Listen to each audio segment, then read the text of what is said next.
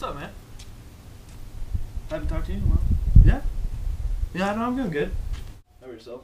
Good. Nah, I moved up here in the city. Going to college. Oh, no, they're doing alright. Yeah, she's doing alright. Oh, yeah. Yeah, hold on a second. Bro. Yeah. How's the spaghetti coming? Spaghetti. How's it spaghetti coming? Huh? I don't know, man. Probably like 15 minutes. I'm about to put the noodles in, so, you know.